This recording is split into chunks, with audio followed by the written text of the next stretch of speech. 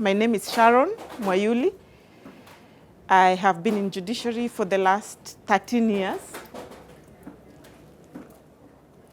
Nimezeeka.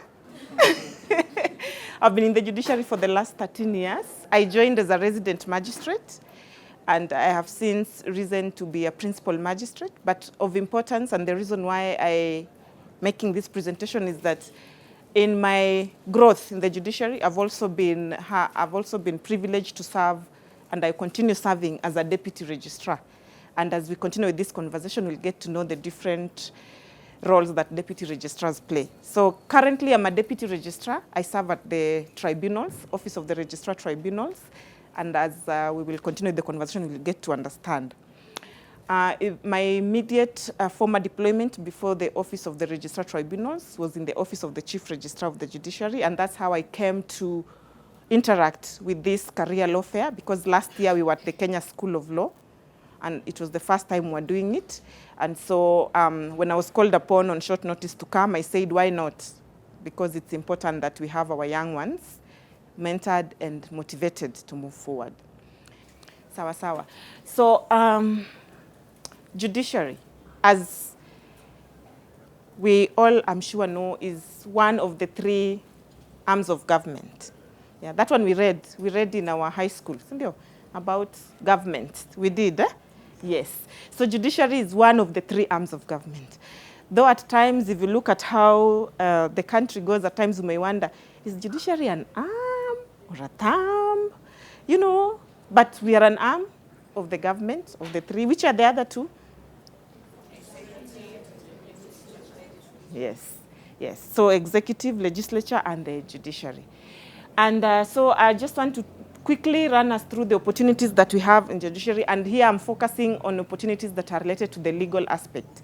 But other than the law part of it, there's a lot of opportunities. We have procurement people, we have accountants, we have finance people, we have, you know, because like any institution, it has to run even on technical support. But because here we are talking about career, law career, we will focus on the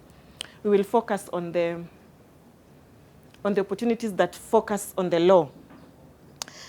In the judiciary, we have, it is really, you know, it is a segmented institution. So we look at the judiciary from the top all the way to the baseline. And I will start with the topmost, which is the Supreme Court. So we have the Supreme Court, then we have the Court of Appeal, and I'm sure you heard His Lordship Judge Laibuta talk to us this morning. He's our judge, one of our judges at the Court of Appeal. If you've been in this country for the last 10 years, at least you know about the Supreme Court, because it came into existence after the Constitution of Kenya, which came 2010. So if you've been around, even if, no matter how young you are, I'm sure you've heard about the Supreme Court. Anyone? Yes, please. The things I know about the Supreme Court is that it's the apex court, and it has a jurisdiction of matters such as public interest, matters of public interest, and then it's the final appellant court. Final appellant court. Thank you. A good term. She has brought the issue of jurisdiction. Thank you. It is actually the apex court, and it has, yes, jurisdiction on matters of public interest litigation. That's why you heard when our senior was speaking in the video saying that she had to go out of jurisdiction to get the public interest issue about what she was moving the East African Court of Justice to interpret about, because, you know, Supreme Court is like the final court. So now if you can't get that there, you have to move forward. But the most important thing also that we need to understand is that the Supreme Court has one original jurisdiction that is well known for the Supreme Court, and we are heading there. Yes. Election petitions. Yes, presidential election petition. It is the one court that has actually the original and also the final jurisdiction of the presidential election.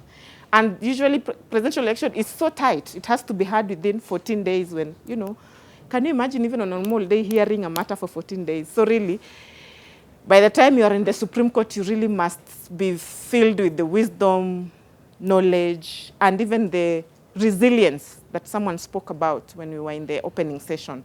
So that if you have to hear a matter of that nature, because, presidential petition is a matter of life and death for any country, especially, in an election cycle.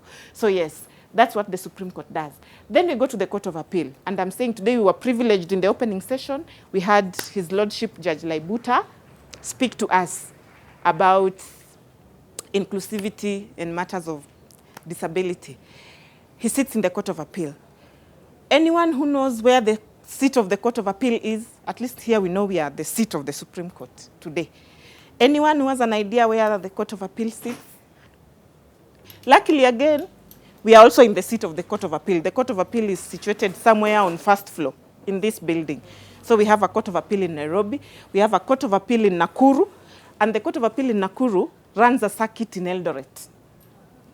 You get? The Court of Appeal in Nyeri runs a circuit in Meru.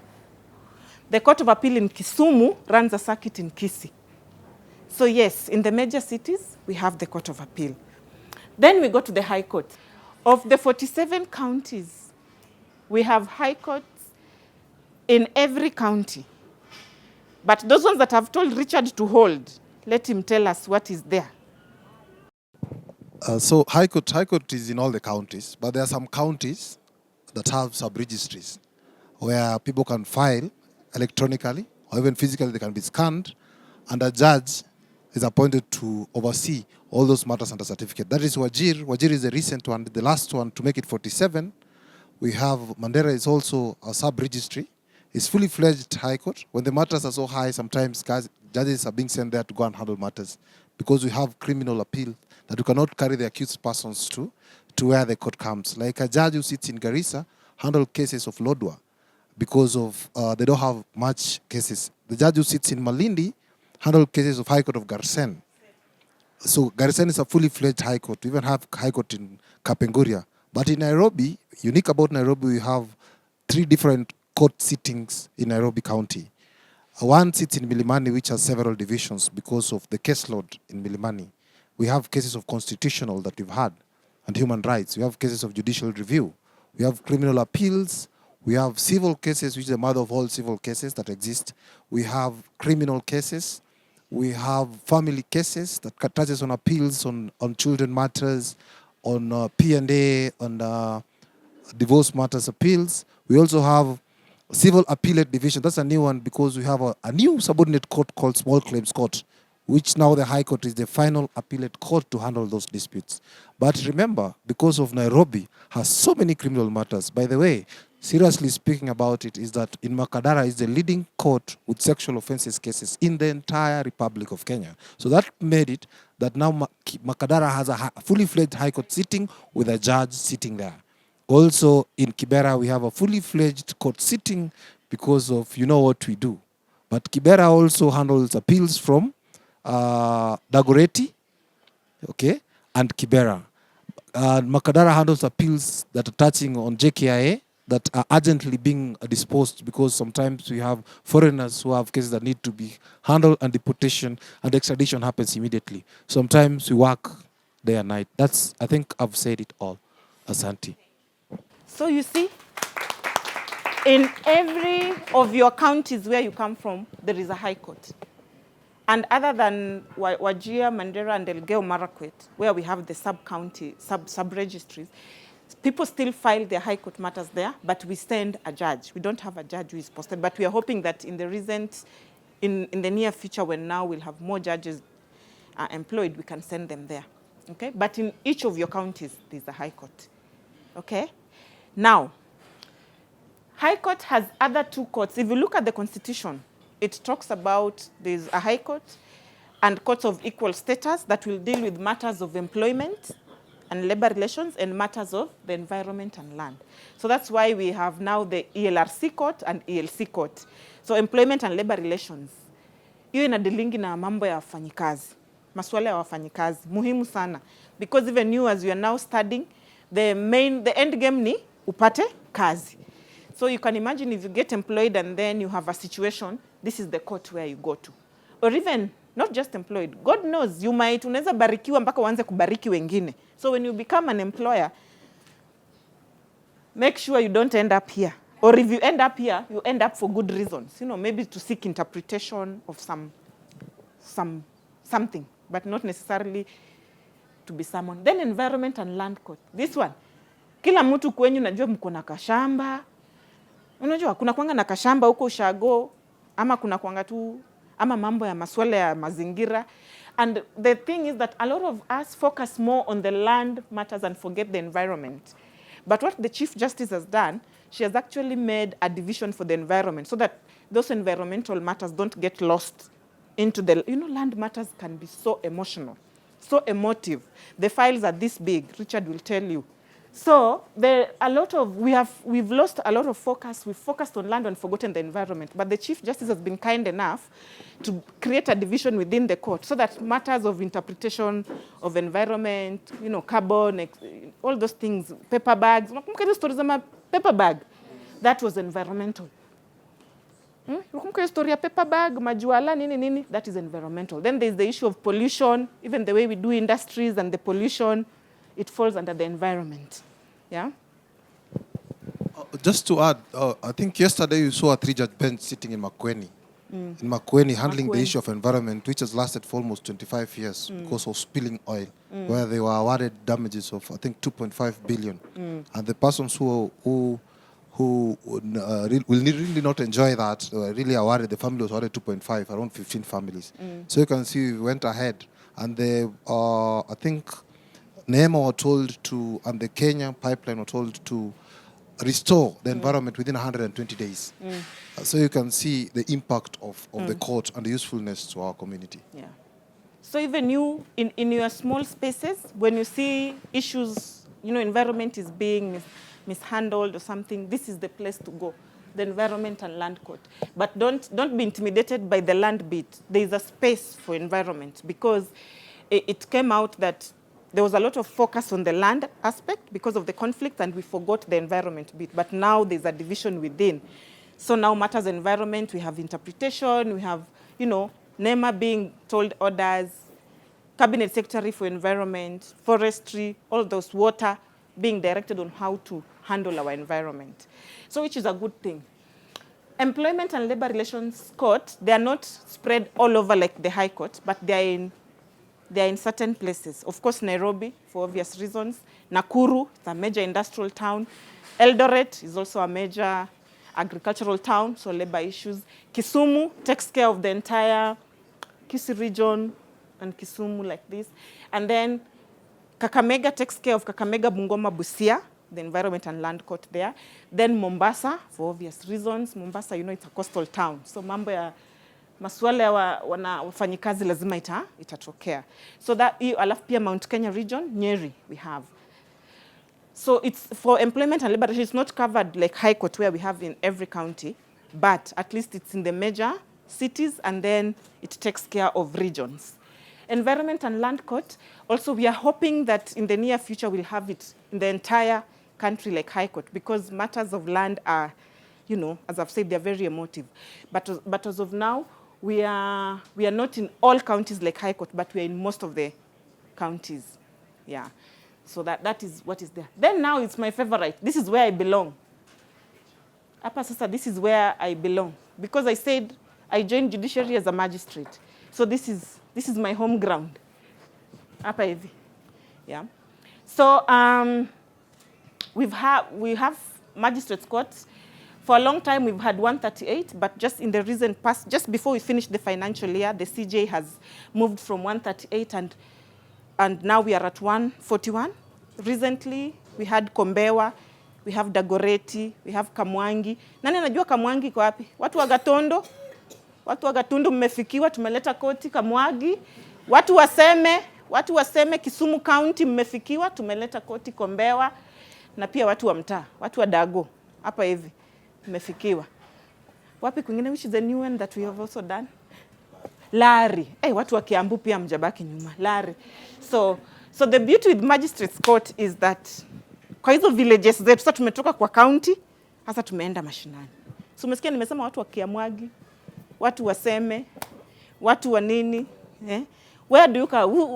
Which constituency do you come from? Constituency? We? Ama nyi wote ni wase wa Nairobi? Sawa, hata Nairobi tuseme constituency gani tunatoka Nairobi? Wa Dagoretti tumewa mention. Wa Makadara tumewa mention. Wa Kibra tumewa mention. Constituency gani hatujasema Nairobi? JKIA ni Embakasi. Embakasi mmefikiwa JKIA. Constituency of course. Hapa ni Kasarani. Kasarani iko kuna small claims court Kasarani. Uko Githurai. Uko tu kwa hiyo. Kuna kakoti, yes. Kuna kakoti ya small claim pale Githurai. Hiyo watu wanauza mavitu wengi. Kuna kakoti mahali hapo. Lakini ni ya small claims. I'll come to small claims. Imagine your constituency uko mashinani. Okay, ama imagine uko penye unatoka. Tuseme kama Nyamira. Acha nitumie Nyamira. Nyamira County tulisema kuna High Court. ELC ya Nyamira, ELRC ya Nyamira inafanywa Kisumu. Nakumbuka nilisema Kisumu takes care of all that region. Alafu mambo ya mashamba na mazingira ya Nyamira is taken care of in Kisii. Now, kwa Magistrates Court pale Nyamira, kuna Nyamira Law Court yenyewe. Kuna Manga, watu wa Nyamira msijifanya mjui na Manga ni wapi. Kuna Manga Law Court. Kuna Etago ni Kisii. Etago is Kisii. Kuna hii kwa barabara hapa tukipita. Penye Nyutu ndio HOS. Keroka ni Kisii ama Nyamira. Watu wa Nyamira mmefikiwa. Alafu tena kuna koti nyingine ya Nyamira inaitwa kwa scheme. What is it called? Hii CJ Maraga alifungua. Wachana na Etago. Kuna nyingine kwa watu wa Nyamira. Unaona vile tuko mashinani. Wacha niache Nyamira. Wacha niende Kakamega home county. Kuna mahali panaitwa pale kwa Skari. Kunaitwaje? Butali. Mumias. Kakamega yenyewe. Huisero. Yani tumefikiwa. Alafu kuna Mumias, Butere. Na ni mingi. Mumias, Butere, Huisero, Kakamega yenyewe, Butali. Hiyo ni Kakamega. Bungoma, Kimilili, Webuye, Bungoma yenyewe. Wacha niwache huko. Wacha sasa niende Mathira. Watu wa Murima pia nyinyi mmefikiwa. Nyeri County, where I started working. My first court station I was posted when I joined Judiciary was Karatina Law Courts. So Karatina Mathira tuko na koti. Utoke Karatina uende Mukurweini. Utoke Mukurweini uende Othaya. Utoke Othaya uende Nyeri mjini kwenyewe. So mnaona tuko mashinani. So we are in basically, but we are still striving to get to 295 because those are the mawakilishi, those sub-counties. We are hoping that progressively we'll cover all sub-counties. But ideally the concept is that magistrates courts are everywhere. Hata huko Mandera sasa. Huko atutumia timu judge anakuja mara moja files zikija. We have a resident magistrate court in Mandera. Tuko Wajia. Tuko Garissa. Tuko hiyo inaitwaje kule kwa refugee camp? Kakuma. Dadaab. We have court stations in those places. Can you imagine? Yes. If you go to Embu, Runyenjes, Siakago, Embu yenyewe. Yani, you can think about whatever. We are there. Then now, court annexed mediation, small claims court now. Sasa small claims wanaitanga koti ya masuala madogo. Hivi mkikosana na watu kama wacha nitumie example mzuri ni Githurai. Na wana biashara pale. Surely unataka wakuja waendelee ku waste time kupanga line kungojwa kusikizwa milimani na wanataka wafanye haraka warudi biashara.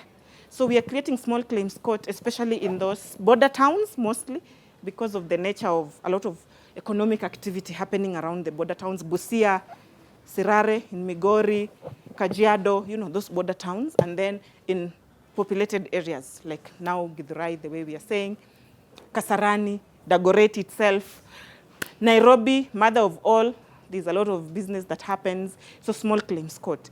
So that is also another area where we can all be interested. Let's read the Small Claims Act. Let's get to know the small claims court. And then even in the opportunities, even if you look, the Judicial Service Commission has advertised for 100 adjudicators. Ama ni 60. So that is a place where you don't need to, mkimaliza tu shule na mkue mawakili, that is a place you can quickly join as you want to grow in judiciary. For us, we had to wait, like you had to have a certain number of years first before you join the bench. But now with the small claims court, you know, it's giving opportunities. Haraka haraka. Kadis court sasa ni ndugu zetu na dada zetu wa Kiislamu on matters that are personal in nature. You know, divorce, marriage, inheritance only. But when it comes to criminal matters, when it comes to land matters that are not inheritance, when it comes to employment matters, hii tu ni specifically on those personal matters, because now, you know, there's a way they profess their faith. So now the law has taken cognizance of that. And just, was it yesterday? The day before yesterday? No, we lost our chief Kadi. Actually, yesterday we lost, no, the day before yesterday, we lost our chief Kadi of the Republic of Kenya. So yeah, but wanasema Mungu ndiye anapeana, tena Mungu ndiye anachukua. So we lost our chief Kadi, and we really pray that his family gets solace during this. Yeah, so we have one chief Kadi, and then we have other Kadis now who run these courts. Then the court martial, hii ni kwanga watu wa KDF. Watu wa KDF, mimi sitaongea sana mambo ya KDF, lakini nitasema tu kuna court martial. And how then does judiciary interface with court martials? Yes, according to law, it is a subordinate court, but we know that the military has its own way of doing things. But what happens is that when they constitute a court martial to listen to the disciplinary matters of their people, the CJ sends a magistrate to go and sit on the bench, and then at that time you're called a judge advocate on that end. So the CJ will send senior magistrates to go and form part of the bench for the court martial, and they are called judge advocates. But that does not mean that when you do those other criminal things, you will not come. Hii tu ni mambo yao hiyo ya huko, ya KDF. If you misbehave huko while in employment, hautakuja huku naenda hapa. But ukifanya hii makosa ingine, sijui umeua, umefanya nini, tupatane ground. Sawa? Tupatane ground. Good. Then now tribunals. Now this is my newest. This is now where I'm shining from. See, I look like this is where I'm shining from. So judiciary has a whole docket about tribunals. I don't know if you've heard about tribunals. What do we know about tribunals? Ama tunashangaa hii ni nini? Ama tunajua tu ile ya mtihani. Name subordinate courts, magistrates court, Kadis court, court martials, tribunals. Alafu tunaachia hapo. At least sasa now, nataka uende mwalimu akikuuliza hiyo swali, anaona unajibu mpaka anashindwa ulipita wapi? Ulipitia wapi? So nataka mkijibu hiyo swali sasa mnajibu na confidence, because now you know better. So we have at least 27, and we are heading to 28, 29. We're hoping by the end of the year we'll get to 30 tribunals who have transited to judiciary. And the tribunals are, just from the word tribunal, usulisikia hata senior akisema huko mashinani hizo siku zao kulikuwa na village tribunals za kudeal na maswala hapa na pale. So it is the same concept. Tribunals are established to deal with specific thematic issues. So if it's matters of tax, we have a tax appeals tribunal. Inadili na mambo yote ile ya inaitwa nini? KRA. Mmeanza kulipa KRA nyinyi kweli? So I'm relate. Bado amjanza let me use an example that you can relate. But let me just say so that muelewe. Mnaweza kuwa mna relate. So ile finance bill imepitishwa na imefinya watu hivi namna hii, tax appeals tribunal. So ile KRA imekuserve na notice ya kulipa 27 million in arrears in tax, na unaona ni kama IE imetoka wapi? Tax appeals tribunal. Pia KRA kiona wewe you are avoiding to pay tax, it, you know. So mostly we'll find industries are the ones who end up at the tax appeals tribunal because they've been given fee notes and maybe they are contesting. Let me use a tribunal that we can all relate to. Legal Education Appeals Tribunal. Saizi mna enjoy kwa undergraduate. Ngojeni sikule mtafika KSL. Mnasikianga watu wakiongea kuhusu 9Ps na sijui nini, sijui CLE imekufanya nini. I don't know what here there. Kuna kakitu kanaitwa Legal Education Appeals Tribunal. Tunaitanga LEAT. Please go and read about LEAT. It may just come in handy, but I'm not praying that it does. But in the event, usikufe peke yako, kuna usaidizi, tunakujali. Au sio? Na sisi wenye tuko na sisters na brothers wenye bado wanafanya mtihani. Kuna ingine inaitwa Education Appeals National hiyo yenye ya national exams pia. So unaonanga mahali unapata like when last year, remember when the results came out, there were some schools that didn't have results. You remember? What do you think happened? You think they just sat there, made noise in the media and their results were reviewed? Kuna ka tribunal. Sawa? Kuna ka tribunal. So that's why I'm saying, let me talk about things that you can relate. Gani ingine tunaweza relate? Wachane. Sasa, mnalipanga rent? Ama nyi bado mnaishi kwa wazae? Kama bado mnaishi kwa wazae ni sawa, wacha nisiongee. But ile siku mtaanza kulipa rent, alafu pata ule landlord, ushaona unakuja kutoka job unapata landlord aling'oa mlango. Ama ameng'oa mabati. Wacha hiyo. Kuna pia ya water tribunal. Mita. Yani wewe au kwangi most of the time kama huyu Richie kwangi kwa nyumba na kwanga ametravel hizo ma high court. So umesikia tukimention ma high court. Alafu anakuja na slapiwa na bili ya maji nikaa na run industry. Kuna water tribunal. So I just, there. So we tunashughulikia masuala yote. What else do you think? What other tribunal do you think we have randomly? Now that we understand the concept that we deal with. Yes. Yes, industrial property. And this one now I think for the Gen Zs especially, because I have seen there's a lot of creativity in this country. But my worry is you do something creative and then some other person takes credit. Please, industrial property, let's talk to our young ones. And now that is mnaweza amua ku capitalize on you when you start practicing law so that people are able to have their trademarks registered, to have their innovations copyrighted, and so that mtu simlisikia Kiondo ili how can Kiondo be a Japan thing? And we all know Kiondo ni because tulikuwa tumezuba. Wakakuja wakaona concept. I don't even know if have we copyrighted the Masai Shuka thing. Yani Kenya. Guys, this is yani mtokeleze unajua ni old school tunajua tu Civil Procedure Act.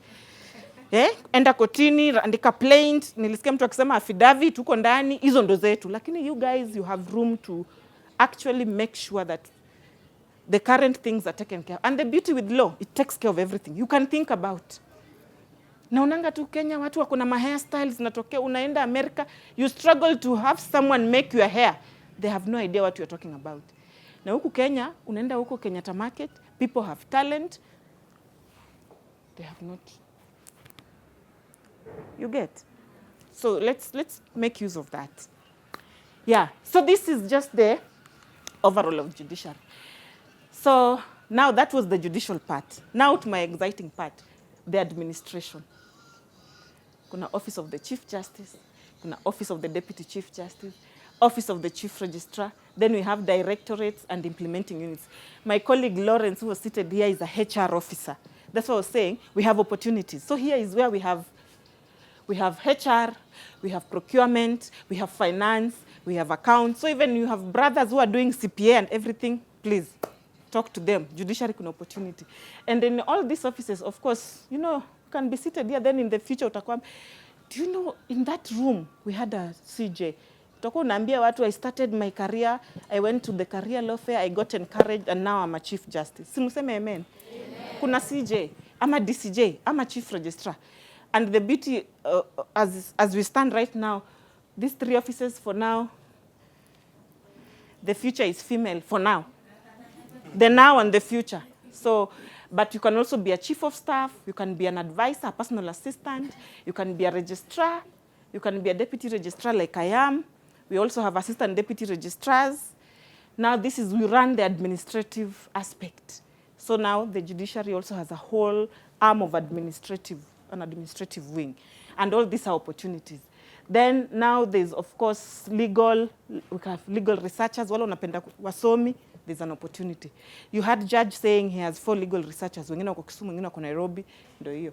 Alafu siku hizi ni juu ya technology, you can actually work from home, especially if you're a legal researcher, you work from home. Then law clerk, legal counsel, or member of the tribunal, huko unaweza kuja kufanya hizo cases tumesema za maji, za copyright. Then judicial officers, this is where now I fall again. You can either be a registrar, a deputy registrar, an assistant deputy registrar, or a magistrate, or a kadhi. Then the chief registrar herself, or the deputy. Then you can be a judge, which we all aspire to be, deputy chief. And finally, the CJ, that is the epitome. But even if you're not, we are normally told, as long as you're in the judiciary and you are a magistrate, you are a kadhi, from wherever you are a chief justice of that village. So ulisikia hata sini akisema alikuwa anaitwa judge huko mashinani. Sasa ndio hivyo. So why would you want to work for judiciary? Because I'm sure when you think about judiciary, you think about, hiyo kazi yote hizo mafiles zote. But you know what? As everyone else, you work for the money.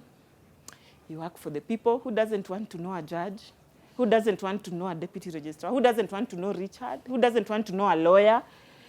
I also want to know and meet people. Like, I'm excited to meet all of you. Of course, there are risks, just like any other job. Even pilots have their own risks.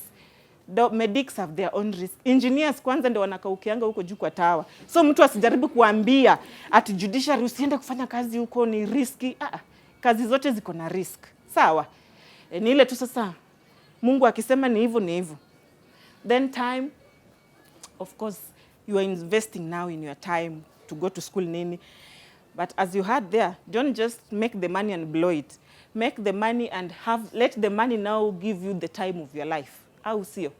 And then the education, I mean, who doesn't want to be a learned friend? So when you are learned, you meet people. So it boosts your earning, you expand networks, you invest. And then I don't know about you, but I'm sure the moment you stepped into law school, ukienda sahi kwa village, how does your mother say, my daughter unajua anafanya law, my son anafanya law, sasa ngoja siku ile utakuwa wakili, my friend. Si mtakuja hapa na hizo mawig na nini? We will come back here and you will tell me. You will tell me how the village is now looking at you. So now imagine if you are in the judiciary. Great. Sawa. So yes, so for me it's just to call you guys to make sure you don't. Msiniache nimeongea hii yote, alafu mniache tu hanging. Mkuje mtatupata and we will hold your hands and we will guide you. And we'll also, even if you call us to your schools, you can still come and talk to your fellow students. Thank you very much.